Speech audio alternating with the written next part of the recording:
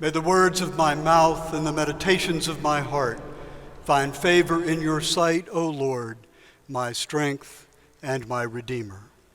Amen.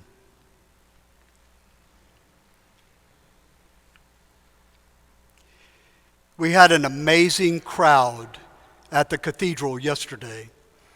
I came early. The parking lot was already full.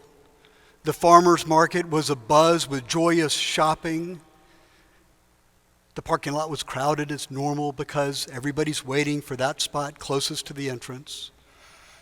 As I made my way into the atrium, the Atlanta Gay Men's Chorus was already gathering there, many in their festive red vests.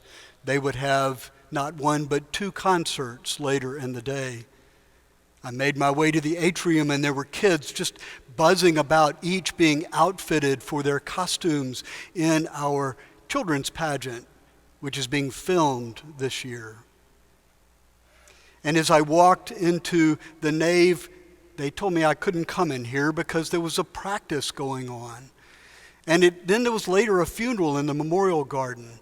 So within the space of an hour, if you just stood in the Horseshoe Drive, you could hear both the theme from Star Wars with fourth graders pounding on the walkway there, all in their helmets and swords, and the peal of bells out of our memorial garden in thanksgiving and celebration for the life that had passed over. All of this chaos was going on in the cathedral, and yet in the middle of it was an Advent quiet day. In the Lanier House, 25 people had gathered for a day of silence and prayer. And somehow, without thinking about it, I became aware that the quiet and the prayer was the center of all of the other excitement. The quiet and the prayer was the seed that had blossomed into the flower, which was occupying so much of the rest of the campus. This image of the life at the cathedral strikes me as being a good image for our own lives. And I think you can see it in our scriptures today. I mean, they're beautiful, aren't they? We have the song of Zechariah with the power and providence of God and a vision of the world when God's reign is present. We have this tender letter that Paul writes to his church from prison, recalling their holding him in prayer and him holding them in prayer. And of course the Magnificat, where Mary's voice holds forth with all that will be done to raise up those who have been laid low. And then the beginning of John the Baptist's proclamation that there is a voice crying out in the wilderness. And then John adds 5 verses that aren't in the other Gospels. Every valley shall be filled, he says, every mountain and hill shall be made low, and the crooked shall be made straight, the rough ways made smooth, and all flesh shall see the salvation of God. It makes you want to just stop in gratitude and give thanks for the presence of God, which seems so palpable and present in all of these words. And yet, in the back of your mind, maybe you, like me, have the awareness of what John says next. As the crowd is gathered and John has laid out this wonderful image using Isaiah as his foundation, he then turns to them and says, "You brood of vipers." You got to think a couple of them are wondering why they were there. "You brood of vipers," he says, "why have you come here to avoid the wrath of God?" And then, unlike other Gospels who distinguish between the average person there and the Pharisees and the Sadducees, the good and the bad, the in and the out, John does not do that in Luke. It is the whole crowd that he's talking to. All of us are the subjects of his advice. And so when the crowd responds, "Well, what shall we do?" he is full of answers. He goes through each category of person that is there and tells them how they should change what they're doing. Become a new person, he seems to be saying. Be transfigured, he seems to be saying. It's about transformation, not just forgiveness. But how are we to do this?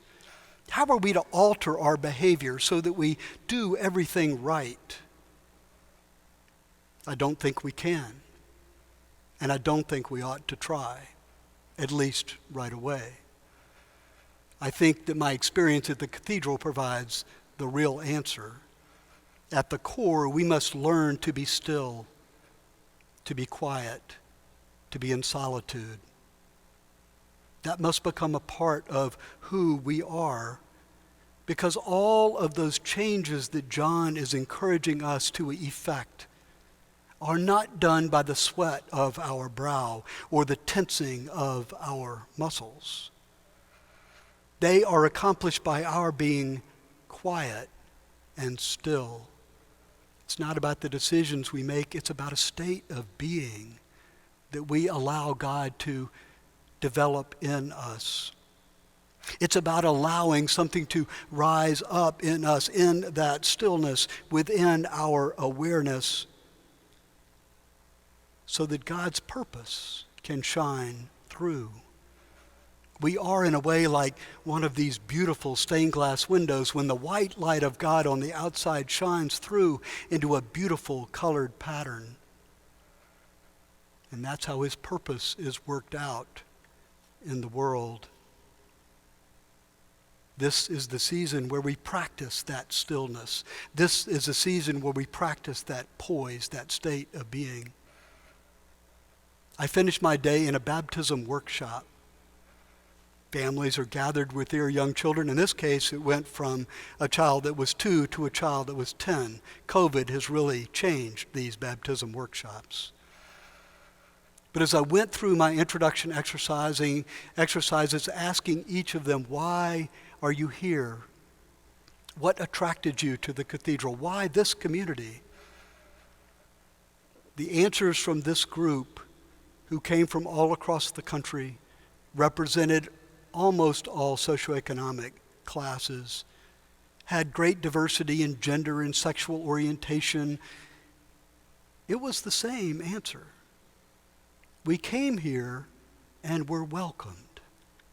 We came here and found hospitality.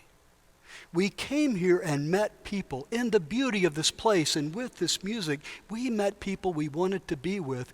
We met people through whom God's purpose shined. It was an amazing crowd that we had at the cathedral yesterday. And for all of the chaos and all of the attention that will be paid to so many of the elements of that crowd, I want to leave you with the importance of the 25 people gathered at the core in the Advent Quiet Day. Their silence, their solitude, their prayers are, I think, the place where God's purpose rises up in us and shines through us like a beautiful pattern from those stained glass windows. Amen.